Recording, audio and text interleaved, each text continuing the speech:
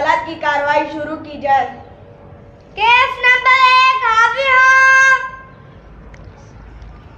جج صاحب، میں ایک وکیل ہوں، بڑے بڑے ملزموں کے لیے لڑتا ہوں، لوگوں کو انصاف دلاتا ہوں، لوگوں کے سچ اور جھوٹ ہونے کا فیصلہ کرتا ہوں۔ میں بھی بڑی محنت سے یہ مقام حاصل کیا ہے، مجرموں کو سزا دینے کے لیے تحقیقات کرتا ہوں، بڑی بڑی موٹی کتابوں کو پڑھا کرے ڈگری حاصل کی ہے، لوگ میرے وجہ سے انصاف ملتا ہے، اس لیے یہ کرسی مجھے ہی ملنی چاہیے۔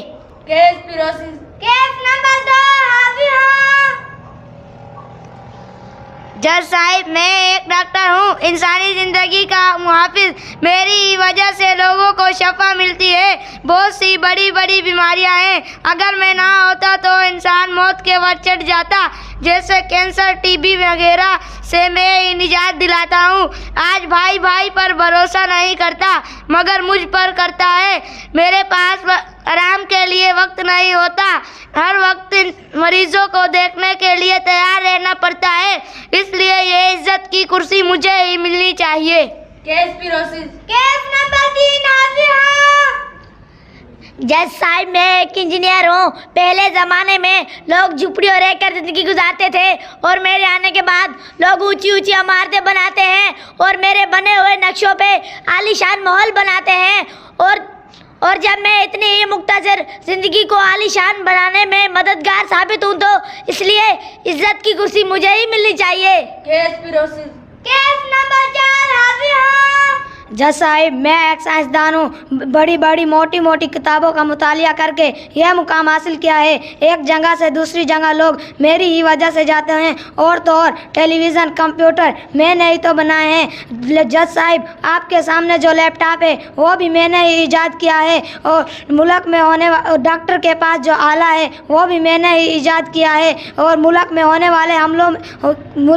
والے حملوں سے جو حفاظت ہوتی ہے، میزائل ٹیکنالوجی سے سرحدوں کی حفاظت ہوتی ہے، لوگ طویل سے طویل سفر چند گھنٹوں میں طے کر رہے ہیں۔ جج صاحب، جب میں قابل دید کام سر انجام دیتا ہوں تو عزت کی کرسی مجھے ہی ملنی چاہیے۔ Case process.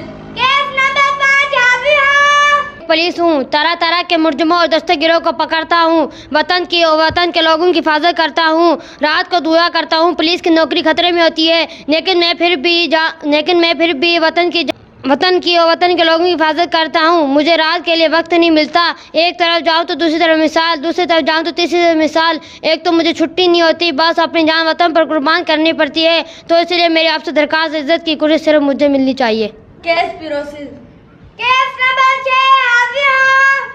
میں ایک کسان ہوں، صبح سویرے زمین پر جاتا ہوں، فصل لگاتا ہوں، میرے وجہ سے ان کا پیٹ بھرتا ہے، اگر میں نہ ہوتا تو یہ لوگ کہاں جاتے، کہاں سے اناج لاتے، ہم کسانوں کو تو بارش میں بھی کام کرنا پڑتا۔ یہ کالے کوٹ والے صاحب اور یہ انجینئر صاحب کہتے ہم نے موٹی موٹی کتاب پڑھی ہوئی ہے، یہ سکون سے کھانا کھا رہے ہیں، یہ ہمارے ہی وجہ سے، اس لیے عزت کی کرسی مجھے ہی ملنی چاہیے۔ Case process. کیس نمبر 7 حاضر ہوں۔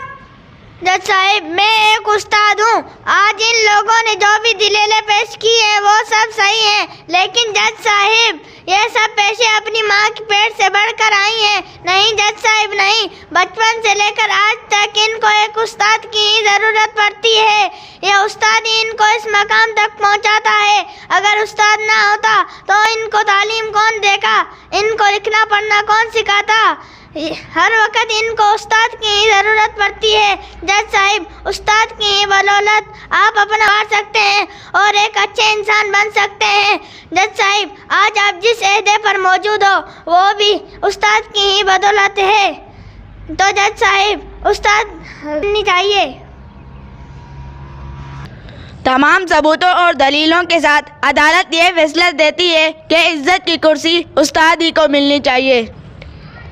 ٹھہریے، فیصلہ کرنے سے پہلے کچھ ہماری فریاد سن لیجیے۔ آپ کو جو فرمانا ہے سامنے آ کر فرمائیں۔ جج صاحب ٹھہریے، میں پوچھتا ہوں، ہم نے اپنی ارمانوں کی قربانی دے کر، اپنی جذبات کی قربانی دے کر کیا ان کے ارمانوں کو پورا نہیں کیا؟ والدین اپنی خوشیاں بیچ کر، نیندیں بیچ کر ان کو ڈاکٹر، انجینئر نہیں بنایا، بدلے میں کیا ملا؟ ایک پریشانی، ایک غربت، کیا ایسی اولاد کو پڑھاتے ہیں؟ جج صاحب آپ فیصلہ کیجیے۔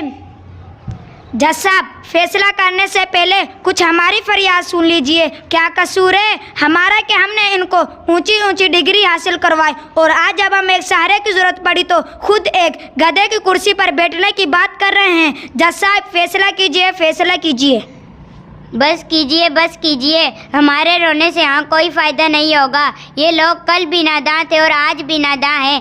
कल से लेकर आज तक हम इनको सब कुछ देते रहे और सब कुछ सिखाते रहे और जो कुछ बच गया वो इनको उनकी औलाद सिखा देगी। ये अदालत अधूरी डिग्री हासिल करने वालों को इज़्ज़त से नवाज देंगी। हंसी आती है जज साहब, हंसी आती है।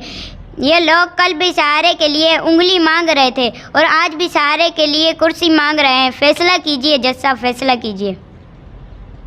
वालिदैन की दलीलें सुनने के बाद अदालत इस नतीजे पर पहुंचती है कि इज्जत की कुर्सी के सही हकदार सिर्फ और सिर्फ वालिदैन हैं। बिस्मिल्लाहिर्रहमानिर्रहीम। आज का एक खाका मकतब इमाम आज़म अबू हनीफ़ा रहमतुल्लाह अलैह के बच्चों ने पेश किया है। मैं इन तमाम छोटे छोटे बच्चों को मुबारकबाद देता हूँ जिन्होंने इतनी मेहनत की है और इसके सही हकदार और सबसे ज़्यादा मुबारक के मुस्तहिक हमारे असातिज़ा किराम हैं जिन्होंने मेहनत करवाई है। मेरे दोस्तों, इस खाके का ख़ुलासा ये है कि इंजीनियर बन जाएं, डॉक्टर बन जाएं, सियासतदान बन जाएं, कुछ भी बन जाए, सबसे बड़े से बड़ी डिग्री हासिल भी कर लें, जनरल कर्नल जो भी बने, उन सब पे जो मेहनत होती है हमारे नज़रों में ये होता है कि उस्ताद, बिल्कुल उस्ताद मोहतरम की मेहनत होती है जो इस मकाम पर लाते हैं, बल्कि उससे बढ़कर किसी की मेहनत है जो हमारे वामो गुमान में भी नहीं होती। आज अगर किसी को बड़ी डिग्री हासिल हो जाए तो वो समझता है कि सबसे कुछ मैं हूँ, मेरे अलावा कुछ नहीं है। अपने वालिदैन को भूल जाता है, वालिदैन के लिए टाइम नहीं होता, वक़्त नहीं होता, कहता है कि मुझे फ़लाँ काम है, फ़लाँ काम है, मैं पहुँच नहीं सकता, वालिदैन को टाइम नहीं देता। तो आज के खाके का खुलासा है जिसने तपती धूप में तगारी उठाकर मेहनत मजदूरी कर कर आपको पढ़ाकर बड़ा बनाया, आज उन्हीं की फ़िक्र कीजिए, वालिदैन की फ़िक्र कीजिए, वालिदैन की फ़िक्र कीजिए, वालिदैन की फ़िक्र कीजिए। सब कुछ आपके ये हैं जिन्होंने अपने जज्बात की कुर्बानी देकर, अरमानों की कुर्बानी देकर आपको पढ़ा लिखा कर बड़ा बनाया है। इन्हीं की कदर कीजिए, वालिदैन की कदर कीजिए। जज़ाकल्लाहु खैर व अहसन जज़ा।